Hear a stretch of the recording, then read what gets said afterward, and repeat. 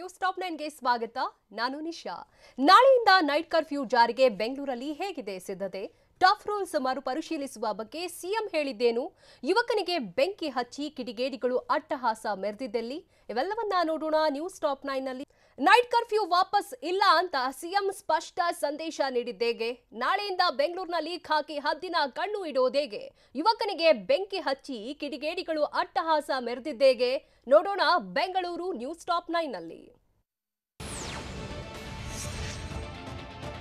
Night curfew ವಾಪಸ್ ಇಲ್ಲ ಅಂತ ಮುಖ್ಯಮಂತ್ರಿ ಬಸವರಾಜ ಬೊಮ್ಮಾಯಿ ಸ್ಪಷ್ಟ ಸಂದೇಶ ನೀಡಿದ್ದಾರೆ. ಜನರ ಆರೋಗ್ಯದ ದೃಷ್ಟಿಯಿಂದ ನೈಟ್ ಕರ್ಫ್ಯೂ ಜಾರಿ ಮಾಡಿದ್ದೇವೆ ಅಂತ ಬೆಂಗಳೂರಿನಲ್ಲಿ ಸಿಎಂ ಬಸವರಾಜ ಬೊಮ್ಮಾಯಿ ಹೇಳಿದ್ದಾರೆ.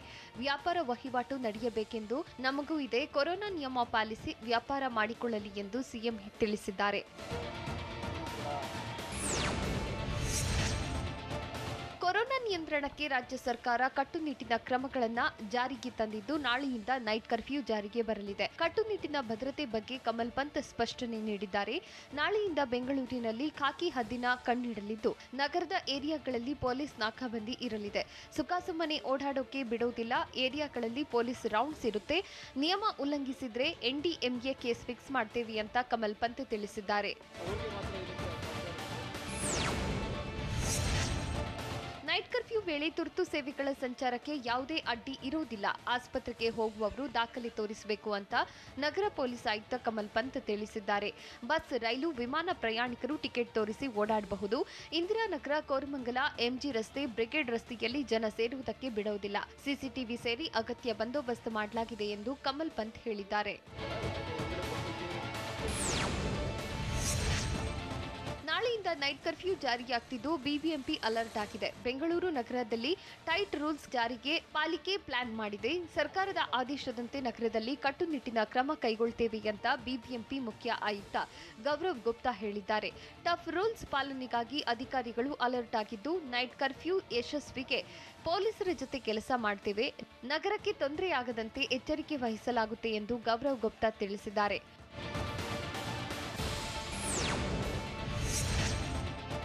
ಪಬ್ಗಳ ಪ್ರವೇಶಕ್ಕೆ ಡಬಲ್ ಡೋಸ್ ಕಡ್ಡಾಯ ಮಾಡಲಾಗಿದೆ. ಈ ಬಗ್ಗೆ ಪ್ರತಿಕ್ರಿಯೆ ನೀಡಿದ BBMP ಮುಖ್ಯ ಆಯುಕ್ತ ಗೌರವ್ ಗುಪ್ತಾ, 2 ಡೋಸ್ ಲಸಿಕೆ ಆದವರನ್ನ ಪಬ್ಗೆ ಎಂಟ್ರಿ ಮಾಡಿ, ಪಬ್ಗಳಿಗೆ ನಮ್ಮ ಅಧಿಕಾರಿಗಳು ವಿಸಿಟ್ ಮಾಡ್ತಾರೆ ಅಂತ ಎಚ್ಚರಿಕೆ ನೀಡಿದ್ದಾರೆ. ಅಗತ್ಯ ಸೇವೆ, ತುರ್ತು ಕೆಲಸಕ್ಕೆ ಅಡ್ಡಿ, ಆತಂಕ ಇಲ್ಲ. ಹಿಂದಿದ್ದ ನೈಟ್ ಕರ್ಫ್ಯೂ ರೂಲ್ಸ್ಗಳೇ ಫಾಲೋ ಆಗುತ್ತವೆ.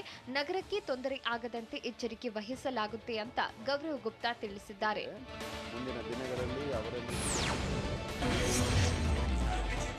ರಾಜ್ಯದಲ್ಲಿ ನ್ಯೂ ಇಯರ್ ಪಾರ್ಟಿಗೆ ಬ್ರೇಕ್ ಹಾಕಲಾಗಿದೆ. ಹೀಗಾಗಿ ಪಾರ್ಟಿಗಾಗಿ ರಾಜ್ಯದ ಜನ ಊರು ಬಿಡ್ತಾ ಇದ್ದು, ಹೊರ ರಾಜ್ಯಗಳಲ್ಲಿ ಪಾರ್ಟಿಗೆ ಪ್ಲಾನ್ ರೆಡಿಯಾಗ್ತಿದೆ. ಪಾರ್ಟಿ ಪ್ರಿಯರು ಗೋವಾ, ಪಾಂಡಿಚೇರಿಗೆ ತೆರಳುತ್ತಿದ್ದಾರೆ. ಊಟಿ, ವಯನಾಡ್ಗೂ ಶಿಫ್ಟ್ ಆಗ್ತಿದ್ದಾರೆ. ವೀಕೆಂಡ್ನಲ್ಲಿ ನ್ಯೂ ಇಯರ್ ಬಂದಿರೋದ್ರಿಂದ ಗೋವಾ, ಪಾಂಡಿಚೇರಿ, ಊಟಿಗೆ ಬುಕಿಂಗ್ ಹೆಚ್ಚಾಗಿದೆ.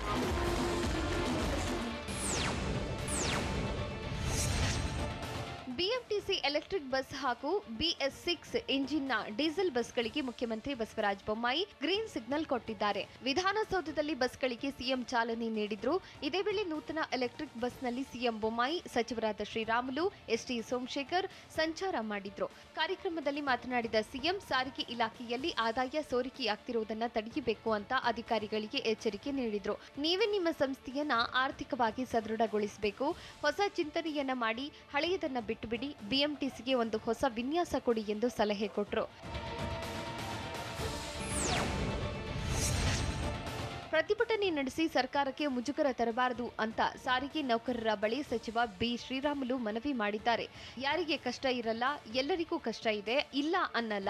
ಆದ್ರೆ ಸಾರಿಗೆ ಮುಷ್ಕರ ನಡೆಸಿ ಜನರಿಗೆ ತೊಂದರೆ ಕೊಡಬಾರದು. ರಾಜಕಾರಣಿಗಳು ನಿಮ್ಮನ್ನ ಬಳಸಿಕೊಳ್ತಾರೆ, ಬಿಡ್ತಾರೆ. ಆದ್ರೆ ಕೆಲಸ ಕಳೆದುಕೊಳ್ಳೋದು, ಶಿಕ್ಷೆ ಅನುಭವಿಸೋದು ನೀವು ಅಂತ ಬೆಂಗಳೂರಿನಲ್ಲಿ ಸಾರಿಗೆ ಇಲಾಖೆ ಸಚಿವ ಶ್ರೀರಾಮುಲು ಹೇಳಿದ್ದಾರೆ. ನೈಟ್ ಕರ್ಫ್ಯೂ ವಿರುದ್ಧ ರಾಜ್ಯಾದ್ಯಂತ ಆಕ್ರೋಶ ವ್ಯಕ್ತವಾಗಿದ್ದೇಕೆ? ವ್ಯಾಪಾರಿಗಳು, ಹೋಟೆಲ್, ಬಾರ್, ಪಬ್ ಮಾಲೀಕರು ಹೇಳ್ತಿರೋದೇನು?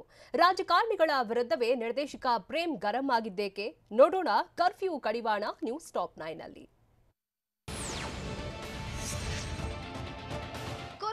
ಕಂಟ್ರೋಲ್ ಮಾಡಲು ರಾಜ್ಯದಲ್ಲಿ ನೈಟ್ ಕರ್ಫ್ಯೂ ಮತ್ತು 50-50 ರೂಲ್ಸ್ ಜಾರಿಗೆ ತರಲಾಗ್ತಿದೆ. ನಾಳೆಯಿಂದಲೇ ನೈಟ್ ಕರ್ಫ್ಯೂ ಜಾರಿಗೆ ಬರ್ತಿದೆ. ಆದರೆ ನೈಟ್ ಕರ್ಫ್ಯೂ ರೂಲ್ಸ್ ಉದ್ಯಮಿಗಳು, ಚಾಲಕರು, ವ್ಯಾಪಾರಿಗಳಿಗೆ ಸಂಕಷ್ಟ ತಂದಿಡುವ ಸಾಧ್ಯತೆ ಇದೆ. ರಾಜ್ಯ ಸರ್ಕಾರದ ಕರ್ಫ್ಯೂ ಕಡಿವಾಣಕ್ಕೆ ಉದ್ಯಮ ಹೈರಾಣಾಗಲಿದ್ದು, ಬದುಕು ಬರ್ಬಾದಾಗುತ್ತೆ ಎಂದು ಉದ್ಯಮಿಗಳು ಅಳಲು ತೋಡಿಕೊಂಡಿದ್ದಾರೆ. ರಾಜ್ಯ ಸರ್ಕಾರದ ನಿರ್ಧಾರಕ್ಕೆ ಉದ್ಯಮಿಗಳು ತೀವ್ರ ವಿರೋಧ ವ್ಯಕ್ತಪಡಿಸಿದ್ದಾರೆ. ರಾಜ್ಯ ಸರ್ಕಾರ ತಂದಿರುವ ಹೊಸ ರೂಲ್ಸ್ಗೆ ಭಾರೀ ವಿರೋಧ ವ್ಯಕ್ತವಾಗಿದೆ. ಹೋಟೆಲ್, ರೆಸ್ಟೋರೆಂಟ್ ಮಾಲೀಕರು ವಿರೋಧಿಸಿದ್ದು, ಬಾರ್, ಪಬ್, ಕ್ಲಬ್ ಮಾಲೀಕರು ಕೂಡ ಅಸಮಾಧಾನ ಹೊರಹಾಕಿದ್ದಾರೆ. ಆಟೋ, ಓಲಾ, ಊಬರ್, ಟ್ಯಾಕ್ಸಿ ಮಾಲೀಕರು, ಪ್ರವಾಸೋದ್ಯಮ, ಟೂರ್ ಮತ್ತು ಟ್ರಾವೆಲ್ಸ್, ಖಾಸಗಿ ಬಸ್ ಮಾಲೀಕರು, ಮದ್ಯ ಮಾರಾಟಗಾರರು, ಬೀದಿ ಬದಿ ವ್ಯಾಪಾರಿಗಳು, ಬಟ್ಟೆ ಅಂಗಡಿ ಮಾಲೀಕರು, ಡಿಜೆ ಪಾರ್ಟಿ ಆಯೋಜಕರು, ಇವೆಂಟ್ ಮ್ಯಾನೇಜ್ಮೆಂಟ್ ಕೂಡ ವಿರೋಧಿಸಿದೆ. ಹೋಟೆಲ್ಗಳಿಗೆ ನೈಟ್ ಕರ್ಫ್ಯೂ 50-50 ರೂಲ್ಸ್ ಸಂಕಷ್ಟ ತಂದೊಡ್ಡಿದೆ.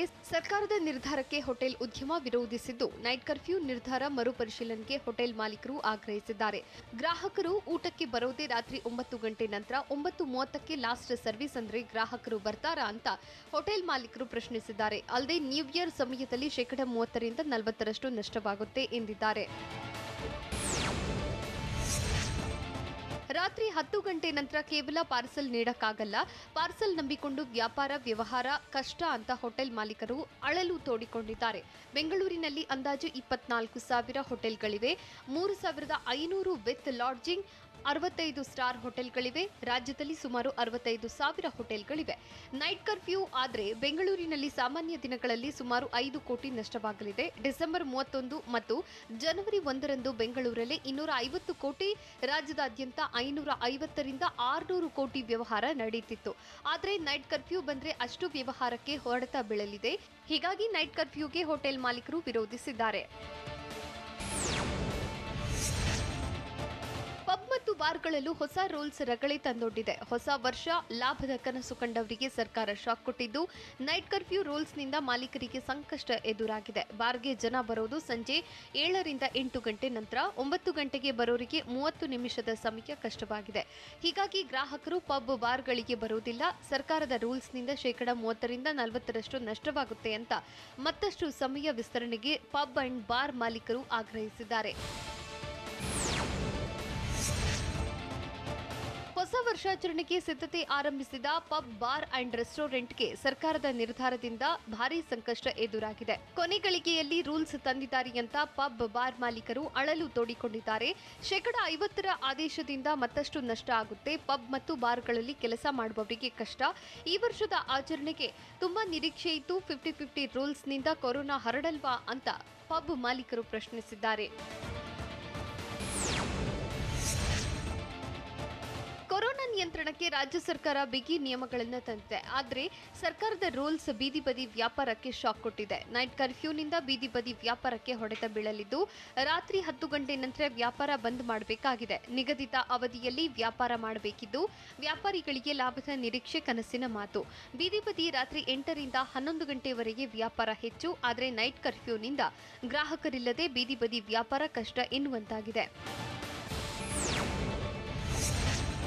ಹೊಸ ವರ್ಷಾಚರಣೆಗೆ ಬ್ರೇಕ್ ಹಾಕಲು ನೈಟ್ ಕರ್ಫ್ಯೂ ಜಾರಿ ಮಾಡುತ್ತಿದ್ದು, ಸರ್ಕಾರದ ನಿರ್ಧಾರ ವಿರುದ್ಧ ರೆಸಾರ್ಟ್ ಮಾಲೀಕರು ಆಕ್ರೋಶಗೊಂಡಿದ್ದಾರೆ. ರೆಸಾರ್ಟ್ ಮಾಲೀಕರು ಹೊಸ ವರ್ಷದ ಪಾರ್ಟಿಗೆ ಸಕಲ ಸಿದ್ಧತೆ ಮಾಡಿಕೊಳ್ತಾ ಇದ್ರು. ಆದರೆ ನೈಟ್ ಕರ್ಫ್ಯೂ ಜಾರಿಯಿಂದ ಬುಕಿಂಗ್ ಸ್ಥಗಿತವಾಗಿದೆ. ಲಕ್ಷ ಖರ್ಚು ಮಾಡಿದ್ರೂ ಗ್ರಾಹಕರು ಬರ್ತಿಲ್ಲ ಅಂತ ಬೆಂಗಳೂರು ಗ್ರಾಮಾಂತರ ಜಿಲ್ಲೆ ದೇವನಹಳ್ಳಿ ಹೊರವಲಯದ ರೆಸಾರ್ಟ್ ಮಾಲೀಕರು ಅಸಮಾಧಾನ ಹೊರಹಾಕಿದ್ದಾರೆ. ನೈಟ್ ಕರ್ಫ್ಯೂಗೆ ನಟ, ನಿರ್ದೇಶಕ ಪ್ರೇಮ್ ಆಕ್ಷೇಪ ವ್ಯಕ್ತಪಡಿಸಿದ್ದಾರೆ. ಚುನಾವಣೆ ವೇಳೆ ಕೊರೋನಾ ಬಗ್ಗೆ ಮಾತನಾಡಿಲ್ಲ. ಸಿನಿಮಾ ರಿಲೀಸ್ ವೇಳೆ ಟಫ್ ರೂಲ್ಸ್ ತರ್ತಾರೆ. ಚುನಾವಣೆ ವೇಳೆ ನೈಟ್ ಕರ್ಫ್ಯೂ ಜಾರಿ ಮಾಡಿಲ್ಲ.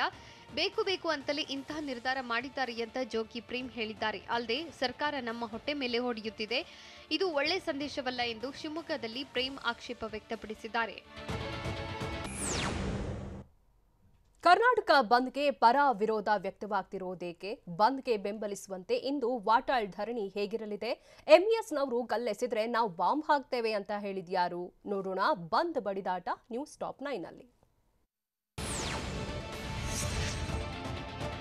ಎಂಇಎಸ್ ಪುಂಡಾಟದ ವಿರುದ್ಧ ಡಿಸೆಂಬರ್ 31ರಂದು ಕರ್ನಾಟಕ ಬಂದ್ಗೆ ಕನ್ನಡ ಪರ ಹೋರಾಟಗಾರರು ಕರೆ ನೀಡಿದ್ದಾರೆ. ಆದರೆ ಕರ್ನಾಟಕ ಬಂದ್ಗೆ ಪರ ವಿರೋಧ ವ್ಯಕ್ತವಾಗ್ತಿದೆ. ಕನ್ನಡ ಪರ ಸಂಘಟನೆಗಳು ಸಿಟ್ಟಾಗಿದ್ದು ಹೋರಾಟಗಾರರು ಪ್ರತಿದಿನ ಧರಣಿ ಮಾಡುತ್ತಿದ್ದಾರೆ. ಹೀಗಾಗಿ ಕರ್ನಾಟಕ ಬಂದ್ ಠುಸ್ ಪಟಾಕಿ ಆಗುತ್ತಾ ಅನ್ನೋ ಅನುಮಾನ ಮೂಡಿದೆ. ಡಿಸೆಂಬರ್ 31ರಂದು ಕರ್ನಾಟಕ ಕಂಪ್ಲೀಟ್ ಬಂದ್ ಆಗೋದು ಡೌಟ್ ಎನ್ನಲಾಗಿದ್ದು ಬೆಂಗಳೂರಿಗರಿಗಷ್ಟೇ ಬಂದ್ ಸೀಮಿತವಾಗುವ ಸಾಧ್ಯತೆ ಇದೆ. ಬೆಳಗಾವಿಯಲ್ಲಿ ಒಂದಿಲ್ಲೊಂದು ಕಿರಿಕ್ ಮಾಡ್ತಿರೋ ಎಂಇಎಸ್ ವಿರುದ್ಧ ವಾಟಾಳ್ ನಾಗರಾಜ್ ನೇತೃತ್ವದಲ್ಲಿ ಕರ್ನಾಟಕ ಬಂದ್ಗೆ ಕರೆ ನೀಡಲಾಗಿದೆ. ಅಲ್ಲದೆ ಕನ್ನಡ ಪರ ಸಂಘಟನೆಗಳು ಎಂಇಎಸ್ ಬ್ಯಾನ್ಗೆ ಒತ್ತಾಯಿಸಿ ರಾಜ್ಯ ಸರ್ಕಾರಕ್ಕೆ ಡೆಡ್ಲೈನ್ ನೀಡಿವೆ. ಜೊತೆಗೆ ಕರ್ನಾಟಕ ಬಂದ್ಗೆ ಬೆಂಬಲಿಸುವಂತೆ ಕನ್ನಡ ಪರ ಸಂಘಟನೆಗಳು ಮನವಿ ಮಾಡ್ತಿವೆ. ಆದರೆ 30% ಸಂಘಟನೆಗಳು ಮಾತ್ರ ಕರ್ನಾಟಕ ಬಂದ್ಗೆ ಬೆಂಬಲ ನೀಡಿವೆ. ಕರ್ನಾಟಕ ಬಂದ್ಗೆ ಕನ್ನಡ ಚಿತ್ರರಂಗದಿಂದ ನೈತಿಕ ಬೆಂಬಲದ ಭರವಸೆ ನೀಡಿದೆ. ಆದರೆ ನೈತಿಕ ಬೆಂಬಲದ ವಿರುದ್ಧ ಕನ್ನಡ ಪರ ಹೋರಾಟಗಾರ ವಾಟಾಳ್ ನಾಗರಾಜ್ ಕಿಡಿಕಾರಿದ್ದು ನೈತಿಕ ಬೆಂಬಲ ಬೇಡವೆಂದು ಹೇಳಿದ್ದಾರೆ. ನೈತಿಕ ಬೆಂಬಲ ನೀಡ್ತಿರೋರ ವಿರುದ್ಧ ವಾಟಾಳ್ ಗುಡುಗಿದ್ದು ಸಿನಿಮಾದವರಿಗಾಗಿ ಡೇಟ್ ಬದಲಿಸಲು ಸಾಧ್ಯವಿಲ್ಲ. ಡಿಸೆಂಬರ್ 31ರಂದೇ ಕರ್ನಾಟಕ ಬಂದ್ ಮಾಡ್ತೀವಿ ಅಂತ ಸ್ಯಾಂಡಲ್ವುಡ್ ವಿರುದ್ಧ ವಾಟಾಳ್ ಗರಂ ಆಗಿದ್ದಾರೆ. ಎಂಇಎಸ್ ವಿರುದ್ಧ ದಿನೇ ದಿನೇ ಕನ್ನಡಿಗರ ಕಿಚ್ಚು ಹೆಚ್ಚಾಗ್ತಿದೆ. ಎಂಇಎಸ್ ಸಂಘಟನೆ ರದ್ದುಗೊಳಿಸುವಂತೆ ಸರ್ಕಾರದ ಮೇಲೆ ಒತ್ತಡ ಹೇರಲು ನಿತ್ಯ ಒಂದಿಲ್ಲೊಂದು ಹೋರಾಟ ಮಾಡುತ್ತಿದ್ದಾರೆ. ಕನ್ನಡ ಪರ ಸಂಘಟನೆಗಳಿಂದ ಪ್ರತಿಭಟನೆ ಮುಂದುವರೆದಿದ್ದು ಇಂದು ಮಲ್ಲೇಶ್ವರಂ ಸರ್ಕಲ್ನಲ್ಲಿ ಉರುಳು ಸೇವೆ ಕೈಗೊಂಡಿದ್ರು. ಬಂದ್ಗೆ ಬೆಂಬಲ ನೀಡುವಂತೆ ವಾಟಾಳ್ ನಾಗರಾಜ್ ನೇತೃತ್ವದಲ್ಲಿ ಹೋರಾಟ ನಡೆಯುತ್ತಿದ್ದು ಕನ್ನಡ ಪರ ಸಂಘಟನೆಗಳ ಕಾರ್ಯಕರ್ತರು ಸಾಥ್ ನೀಡಿದ್ರು. ಬಂದ್ಗೆ ಬೆಂಬಲ ನೀಡುವಂತೆ ವಾಟಾಳ್ ನಾಗರಾಜ್ ಪ್ರತಿಭಟನೆ ನಡೆಸುತ್ತಿದ್ದಾರೆ. ನಿನ್ನೆ ಮೆಜೆಸ್ಟಿಕ್ನಲ್ಲಿ ವಾಟಾಳ್ ನಾಗರಾಜ್ ತೆರೆದ ಜೀಪಿನಲ್ಲಿ ರೌಂಡ್ಸ್ ಹಾಕಿದ್ರು. ಮಾಲ್ಗಳಿಗೂ ತೆರಳಿ ಮನವಿ ಮಾಡಿದ್ರು. ಮಂತ್ರಿ ಮಾಲ್, ಒರೈನ್ ಮಾಲ್ಗಳಿಗೆ ಭೇಟಿ ನೀಡಿ ಬಂದ್ಗೆ ಬೆಂಬಲ ನೀಡುವಂತೆ ವಾಟಾಳ್ ನಾಗರಾಜ್ ಮತ್ತು ಸಾರಾ ಗೋವಿಂದು ಮನವಿ ಮಾಡಿದ್ರು. ಇಂದು ಉರುಳು ಸೇವೆ ಕೈಗೊಂಡಿದ್ರು.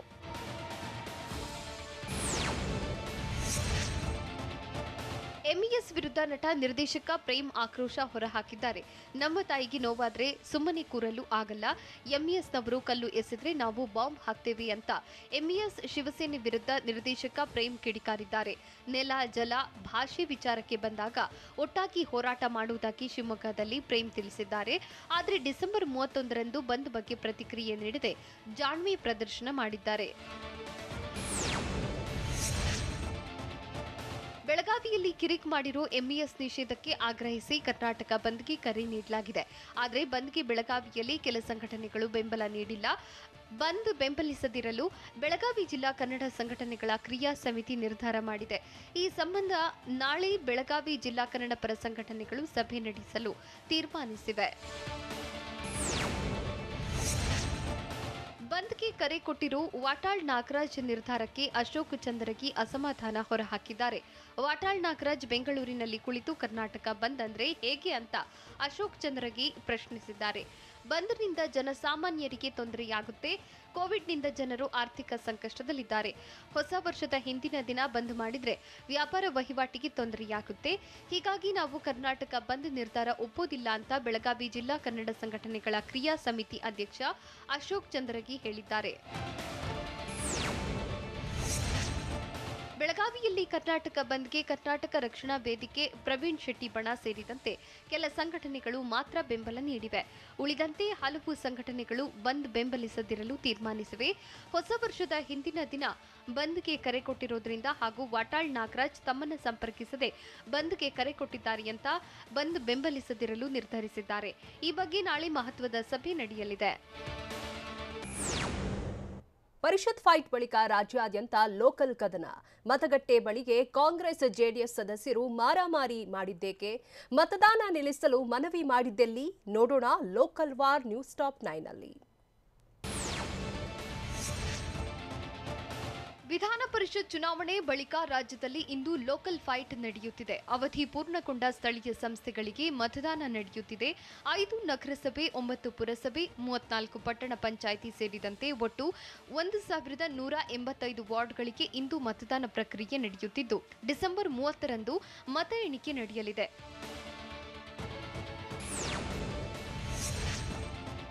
ಸ್ಥಳೀಯ ಸಂಸ್ಥೆ ಚುನಾವಣೆಯಲ್ಲೂ ಕಾಂಚಾಣ ಸದ್ದು ಜೋರಾಗಿದೆ. ವಿಜಯಪುರ ಜಿಲ್ಲೆಯ 6 ಪಟ್ಟಣ ಪಂಚಾಯಿತಿಗಳಿಗೆ ಮತದಾನ ನಡೆಯುತ್ತಿದ್ದು ಮತದಾರರಿಗೆ ಹಣ ಹಂಚಿದ್ದಾರೆ ಅಂತ ಬಿಜೆಪಿ ವಿರುದ್ಧ ಆರೋಪ ಕೇಳಿ ಬಂದಿದೆ. ಮನಗೂಳಿ ಗ್ರಾಮದಲ್ಲಿ ತಡರಾತ್ರಿ ಹಣ ಹಂಚುತ್ತಿದ್ದವರನ್ನ ಕಾಂಗ್ರೆಸ್ ಕಾರ್ಯಕರ್ತರು ಹಿಡಿದಿದ್ದಾರೆ. ಒಬ್ಬ ಪರಾರಿಯಾಗಿದ್ದು 3ರನ್ನ ಪೊಲೀಸರು ವಶಕ್ಕೆ ಒಪ್ಪಿಸಲಾಗಿದೆ. ಸ್ಥಳಕ್ಕೆ ಬಸವನ ಬಾಗೇವಾಡಿ ಶಾಸಕ ಶಿವಾನಂದ ಪಾಟೀಲ್, ತಹಶೀಲ್ದಾರ್ ಎಂಎನ್ ಬಳಗಾರ ಭೇಟಿ ನೀಡಿದ್ರು. ಸೂಕ್ತ ತನಿಖೆಗೆ ಶಾಸಕ ಶಿವಾನಂದ ಪಾಟೀಲ್ ಒತ್ತಾಯಿಸಿದ್ದಾರೆ.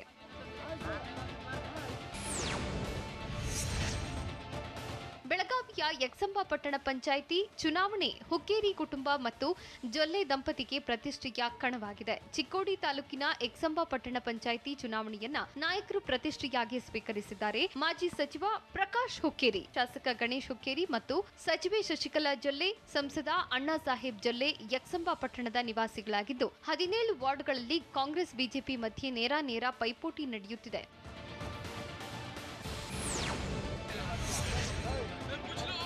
ಚಂದಾಪುರ ಪುರಸಭೆಯ ರಾಮನಗರ ಇವಿಎಂನಲ್ಲಿ ಎಡವಟ್ಟಾಗಿದ್ದು ಮತದಾನ ನಿಲ್ಲಿಸಲು ಕಾರ್ಯಕರ್ತರು ಮನವಿ ಮಾಡಿದ್ದಾರೆ. ಅಭ್ಯರ್ಥಿ ಹಾಗೂ ನೋಟಾ ಕ್ರಮ ಸಂಖ್ಯೆ 2 ಒಂದೇ ನಂಬರ್ನಲ್ಲಿದೆ. ಹೀಗಾಗಿ ಅಭ್ಯರ್ಥಿ ಪರ ಕಾರ್ಯಕರ್ತರು ಮತದಾನ ನಿಲ್ಲಿಸುವಂತೆ ಒತ್ತಾಯಿಸಿದ್ದಾರೆ. ಇವಿಎಂ ಮಷೀನ್ನ 5ನೇ ಸಂಖ್ಯೆಯಲ್ಲಿ ಅಭ್ಯರ್ಥಿ ಹೆಸರಿದ್ದು ಅದರ ಕೆಳಗಡೆ ನೋಟಾಗೂ 5ರ ಸಂಖ್ಯೆ ನೀಡಿದ್ದಾರೆ. ಹೀಗಾಗಿ ಅಭ್ಯರ್ಥಿಗೆ ಬೀಳಬೇಕಾದ ಹಲವು ಮತಗಳು ನೋಟಾ ಬಿದ್ದಿರುವ ಸಾಧ್ಯತೆ ಇದೆ.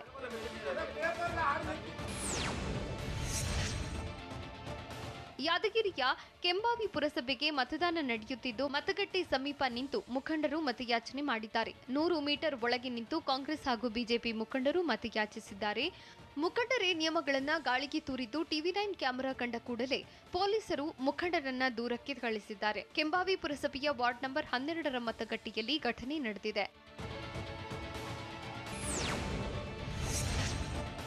ಬೆಳಗಾವಿಯ ಕಿತ್ತೂರು ಪಟ್ಟಣ ಪಂಚಾಯಿತಿಗೆ ಮತದಾನ ನಡೆಯುತ್ತಿದ್ದು ಕೋವಿಡ್ ರೂಲ್ಸ್ ಪಾಲಿಸದೆ ಮತದಾರರು ನಿರ್ಲಕ್ಷ್ಯ ತೋರಿದ್ದಾರೆ. ಮತಗಟ್ಟೆಯಲ್ಲಿ ಗುಂಪಾಗಿ ಜನರು ನಿಂತಿದ್ದಾರೆ. ಸೋಮವಾರಪೇಟೆಯಲ್ಲಿರುವ 9ನೇ ಮತಗಟ್ಟೆಯಲ್ಲಿ ಮಾಸ್ಕ್ ಧರಿಸದೆ ದೈಹಿಕ ಅಂತರ ಕಾಪಾಡದೆ ಕೋವಿಡ್ ರೂಲ್ಸ್ ಬ್ರೇಕ್ ಮಾಡಿದ್ದಾರೆ. ಮತ್ತೊಂದೆಡೆ ಮತದಾನದ ಕೇಂದ್ರದಲ್ಲಿ ಅಭ್ಯರ್ಥಿಗಳು ಮತಯಾಚನೆ ಮಾಡಿದ್ದಾರೆ.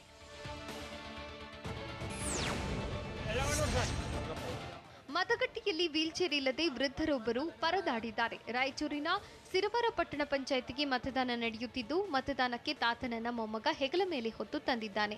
ಸಿರವಾರ ವಾರ್ಡ್ ನಂಬರ್ 2ರಲ್ಲಿ ವೀಲ್ಚೇರ್ ಇಲ್ಲದೆ ವೃದ್ಧ ದುರ್ಗಪ್ಪ ಪರದಾಡಿದ್ದಾನೆ. ಬಳಿಕ ತಾತನನ್ನ ಹೊತ್ತೊಯ್ದು ಮತದಾನ ಮಾಡಿಸಲಾಗಿದೆ. ಇನ್ನು ವಿಜಯಪುರದಲ್ಲಿಯೂ 90 ವರ್ಷ ವೃದ್ಧಿಯನ್ನ ಹೊತ್ತುಕೊಂಡು ಬಂದು ಮತದಾನ ಮಾಡಿಸಲಾಗಿದೆ. ಮುದ್ದೇಬಿಹಾಳ ತಾಲೂಕಿನ ನಾತಲವಾಡ ಪಟ್ಟಣ ಪಂಚಾಯಿತಿ ಚುನಾವಣೆಯಲ್ಲಿ ವೃದ್ಧಿಯನ್ನ ಹೊತ್ತುಕೊಂಡು ಬಂದು ಮೊಮ್ಮಗ ಮತದಾನ ಮಾಡಿಸಿದ್ದಾನೆ. ಆರ್ಡರ್ ಕೊಡಲು ತಡ ಮಾಡಿದ್ದನ್ನ ಪ್ರಶ್ನಿಸಿದ್ದಕ್ಕೆ ರೆಸ್ಟೋರೆಂಟ್ ಮಾಲೀಕರು ಮಾಡಿದ್ದೇನು? ಮಂಡ್ಯದ ಮಿಮ್ಸ್ನಲ್ಲಿ ಕೊರೋನಾ ಸ್ಫೋಟಗೊಂಡಿದ್ದೇಗೆ? ಬಳ್ಳಾರಿ ವಿಜಯನಗರದಲ್ಲಿ ಶಿಶುಗಳ ಮರಣ ಮೃದಂಗಕ್ಕೆ ಕಾರಣ ಏನು? ನೋಡೋಣ ಕರ್ನಾಟಕ ನ್ಯೂಸ್ ಟಾಪ್ 9ನಲ್ಲಿ. ಮಂಡ್ಯದ ವಿಮ್ಸ್ನಲ್ಲಿ ಕೊರೋನಾ ಸ್ಫೋಟಗೊಂಡಿದ್ದು ವಿಮ್ಸ್ನ 9 ವಿದ್ಯಾರ್ಥಿನಿಯರಿಗೆ ಕೊರೋನಾ ದೃಢಪಟ್ಟಿದೆ. ವಿಮ್ಸ್ ಆಸ್ಪತ್ರೆಗೆ ಟ್ರೈನಿಗಳಾಗಿ ಹೋಗುತ್ತಿದ್ದ ವಿದ್ಯಾರ್ಥಿನಿಯರು ಡಿಸೆಂಬರ್ 8ರಿಂದ 14ರವರೆಗೆ ಕೇರಳ ಪ್ರವಾಸ ಕೈಗೊಂಡಿದ್ರು. ಪ್ರವಾಸದ ನಂತರ ವಿದ್ಯಾರ್ಥಿನಿಯರಿಗೆ ಕೊರೋನಾ ಟೆಸ್ಟ್ ಮಾಡಿದಾಗ ಪಾಸಿಟಿವ್ ಬಂದಿದೆ. ಹೀಗಾಗಿ ಎಲ್ಲಾ 145 ವಿದ್ಯಾರ್ಥಿಗಳಿಗೂ ಕೊರೋನಾ ಟೆಸ್ಟ್ ಮಾಡಲು ವಿಮ್ಸ್ ಆಡಳಿತ ಮಂಡಳಿ ನಿರ್ಧಾರ ಮಾಡಿದೆ. ಸೋಂಕಿತರನ್ನ ಮಹಿಳಾ ಹಾಸ್ಟೆಲ್ನಲ್ಲಿ ಕ್ವಾರಂಟೈನ್ ಮಾಡಲಾಗಿದೆ.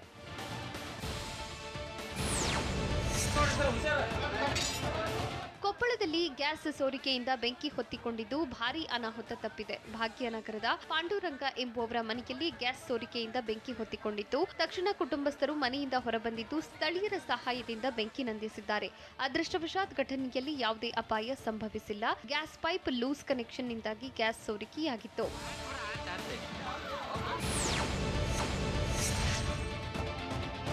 ಬಳ್ಳಾರಿ ವಿಜಯನಗರ ಜಿಲ್ಲೆಗಳಲ್ಲಿ ಶಿಶುಗಳ ಮರಣ ಮೃದಂಗವೇ ಆಗಿದ್ದು ಶಿಶುಗಳ ಸಾವು ಹೆಚ್ಚುತ್ತಿದ್ದರೂ ಆರೋಗ್ಯ ಇಲಾಖೆ ನಿರ್ಲಕ್ಷ್ಯ ವಹಿಸಿದೆ. ಕಳೆದ 8 ತಿಂಗಳಲ್ಲಿ 358ಕ್ಕೂ ಹೆಚ್ಚು ಕಂದಮ್ಮಗಳು ಸಾವಿಗೀಡಾಗಿವೆ. ಬಳ್ಳಾರಿಯ ವಿಮ್ಸ್ ಆಸ್ಪತ್ರೆಯಲ್ಲಿ 293, ವಿಜಯನಗರದಲ್ಲಿ 65 ಶಿಶುಗಳು ಮೃತಪಟ್ಟಿರುವ ಮಾಹಿತಿ ಇದೆ. ಹೀಗಾಗಿ ಆರೋಗ್ಯ ಇಲಾಖೆಯ ವಿರುದ್ಧ ಸಾರ್ವಜನಿಕರು ಆಕ್ರೋಶ ಹೊರಹಾಕಿದ್ದು ಸೂಕ್ತ ವೈದ್ಯಕೀಯ ಸೌಲಭ್ಯ ಇಲ್ಲದೆ ಸಾವು ಎಂದು ಆರೋಪಿಸಿದ್ದಾರೆ.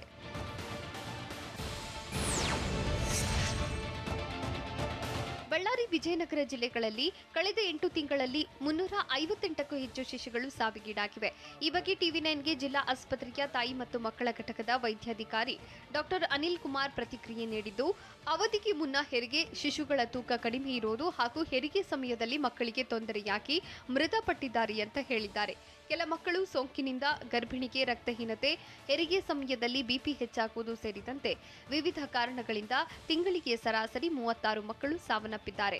ಆದರೆ ಇನ್ನು ಕೆಲ ಮಕ್ಕಳ ಸಾವಿಗೆ ಸರಿಯಾದ ಕಾರಣವೇ ತಿಳಿಯುತ್ತಿಲ್ಲ ಅಂತ ಡಾಕ್ಟರ್ ಅನಿಲ್ ಕುಮಾರ್ ಹೇಳಿದ್ದಾರೆ.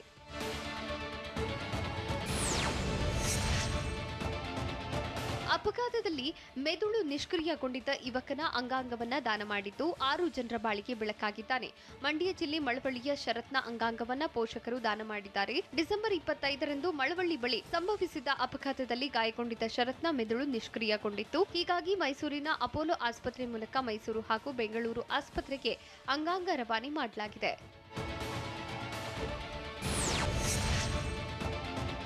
ತುಮಕೂರಿನ ಮನೆಯ ಬೀರು ಕೆಳಗೆ ಅವಿತಿದ್ದ ನಾಗರ ಹಾವನ್ನ ರಕ್ಷಿಸಲಾಗಿದೆ. ರಂಗಾಪುರದ ಪ್ರಜ್ವಲ್ ಎಂಬುವವರ ಮನೆಯಲ್ಲಿ ಹಾವು ಪ್ರತ್ಯಕ್ಷವಾಗಿತ್ತು. ಸ್ಥಳಕ್ಕೆ ಉರಗ ತಜ್ಞ ದಿಲೀಪ್ ಭೇಟಿ ನೀಡಿ ನಾಗರ ಹಾವನ್ನ ರಕ್ಷಿಸಿದ್ದಾರೆ. ಬೀರು ಕೆಳಗೆ ಅವಿತುಕೊಂಡಿದ್ದ ನಾಗರ ಹಾವನ್ನ ಕಂಡು ಮನೆಯವರು ಆತಂಕಕ್ಕೆ ಒಳಗಾಗಿದ್ರು. ನಾಳೆಯಿಂದ ಪಬ್, ಬಾರ್, ರೆಸ್ಟೋರೆಂಟ್ 10 ಗಂಟೆಗೆ ಮುಚ್ಚಲೇಬೇಕು ಅಂತ ಎಚ್ಚರಿಸಿದ್ಯಾರು? ಸರ್ಕಾರದ ಕಠಿಣ ನಿಯಮಗಳನ್ನು ಸಚಿವ ಸುಧಾಕರ್ ಸಮರ್ಥಿಸಿಕೊಂಡಿದ್ದೇಕೆ? ನೈಟ್ ಕರ್ಫ್ಯೂಗೆ ಸಿಟಿ ರವಿ ಅಸಮಾಧಾನ ವ್ಯಕ್ತಪಡಿಸಿದ್ದೇಕೆ? ನೋಡೋಣ ಸಮಗ್ರ ನ್ಯೂಸ್ ಟಾಪ್ 9ನಲ್ಲಿ. ಹೊಸ ವರ್ಷಕ್ಕೆ ಕಟ್ಟುನಿಟ್ಟಿನ ಕ್ರಮ ತೆಗೆದುಕೊಳ್ತೇವೆ ಅಂತ ಬೆಂಗಳೂರು ಪೊಲೀಸ್ ಆಯುಕ್ತ ಕಮಲ್ ಪಂತ್ ಹೇಳಿದ್ದಾರೆ. ಪಬ್, ಬಾರ್, ರೆಸ್ಟೋರೆಂಟ್ 10 ಗಂಟೆಗೆ ಮುಚ್ಚಲೇಬೇಕು. ತುರ್ತು ಸೇವೆಗಳಿಗೆ ಮಾತ್ರ ರಾತ್ರಿ ವೇಳೆ ಅವಕಾಶ ನೀಡುತ್ತೇವೆ. ಅನಗತ್ಯವಾಗಿ ಯಾರೂ ಹೊರಗೆ ಬರುವಂತಿಲ್ಲ. ರಾತ್ರಿ ವೇಳೆ ಪೊಲೀಸರು ಗಸ್ತು ತಿರುಗಲಿದ್ದು, ಅನಗತ್ಯವಾಗಿ ಓಡಾಡುವವರನ್ನು ವಶಕ್ಕೆ ಪಡೆಯುತ್ತೇವೆ. ರಾತ್ರಿ ವೇಳೆ ಓಡಾಡೋದಕ್ಕೆ ಯಾವುದೇ ಪಾಸ್ ನೀಡೋದಿಲ್ಲ. ಸರ್ಕಾರ ಸೂಚಿಸಿದ ನಿಯಮ ಪಾಲಿಸಿ ಓಡಾಡಬಹುದು ಎಂದು ಕಮಲ್ ಪಂತ್ ತಿಳಿಸಿದ್ದಾರೆ. ಆರೋಗ್ಯ ದೃಷ್ಟಿಯಿಂದ ಅಷ್ಟೇ ನಾವು ಕೆಲವರು ಲಾಭ ನಷ್ಟ ನೋಡ್ತಾರೆ, ಆದರೆ ಸರ್ಕಾರ ನೋಡೋದು ಜನರ ಹಿತರಕ್ಷಣೆ ಎಂದು ಸಿಎಂ ಅವರೇ ಹೇಳಿದ್ದಾರೆ. ನಿರ್ಬಂಧ ವಿಧಿಸೋದ್ರಿಂದ ನಮ್ಗೇನು ಖುಷಿ ಇಲ್ಲ, ಲಾಭವೂ ಇಲ್ಲ ಅಂತ ನೈಟ್ ಕರ್ಫ್ಯೂ ಮತ್ತು 50-50 ರೂಲ್ಸ್ ಬಗ್ಗೆ ಸಚಿವ ಸುಧಾಕರ್ ಹೇಳಿದ್ದಾರೆ. ಟಿವಿ9 ಜೊತೆ ಮಾತನಾಡಿದ ಅವರು, ಮುಂದಿನ ದಿನಗಳಲ್ಲಿ ಪ್ರಕರಣ ಹೆಚ್ಚಾಗಬಾರದೆಂದು ಈಗ ಕಠಿಣ ಕ್ರಮ ಕೈಗೊಳ್ಳಲಿದ್ದೇವೆ. ಅದನ್ನ ಉದ್ಯಮದವರು ಅರ್ಥ ಮಾಡಿಕೊಂಡು ಸಹಕರಿಸಬೇಕು. ಒಮಿಕ್ರಾನ್ ಕೈಮೀರಿ ಹೋಗುವ ಪರಿಸ್ಥಿತಿಗೆ ತಲುಪುವುದು ಬೇಡ. ಕೇಸ್ಗಳು ಹೆಚ್ಚಾದಾಗ ಆಸ್ಪತ್ರೆಗಳ ಮೇಲೆ ಒತ್ತಡ ಹೆಚ್ಚಾಗುತ್ತೆ. ಆಸ್ಪತ್ರೆಗಳ ಹಾಸಿಗೆ ಸಿಗದೆ ಜನ ಕಂಗಾಲಾಗ್ತಾರೆ. ಈ ಪರಿಸ್ಥಿತಿ ತಲುಪಬಾರದು ಎಂದು ನಾವು ಇಷ್ಟು ಕಠಿಣ ಕ್ರಮ ಕೈಗೊಳ್ಳುತ್ತಿದ್ದೇವೆ ಎಂದು ತಿಳಿಸಿದ್ದಾರೆ.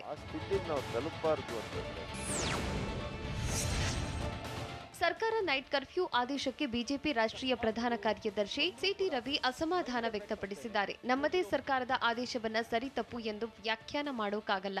ಆದರೆ ಒಮಿಕ್ರಾನ್ಗೆ ಭಯ ಪಡಬೇಕಿಲ್ಲವೆಂದು ವಿಜ್ಞಾನಿಗಳೇ ಹೇಳಿದ್ದಾರೆ. ಮೂಗು ಉಯಿರುವವರಿಗೆ ನೆಗಡಿ ತಪ್ಪಲ್ಲ. ಸರ್ಕಾರ ಕೂಡ ಜನರನ್ನ ಅನಗತ್ಯ ಭಯಕ್ಕೆ ಒಳಪಡಿಸಬಾರದು ಅಂತ ಚಿಕ್ಕಮಗಳೂರಿನಲ್ಲಿ ಬಿಜೆಪಿ ನಾಯಕ ಸಿಟಿ ರವಿ ಹೇಳಿದ್ದಾರೆ.